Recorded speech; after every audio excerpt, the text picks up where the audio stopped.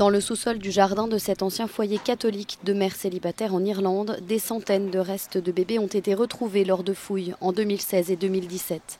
Durant la visite du pape François au mois d'août, les bébés de Tuam avaient été érigés en symbole des abus de l'Église catholique en Irlande.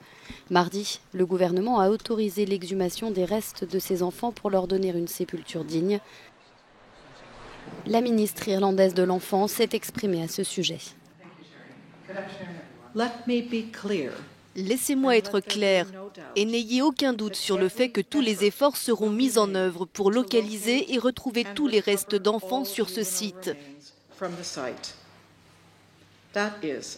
C'est notre but ultime et mener de telles actions est juste.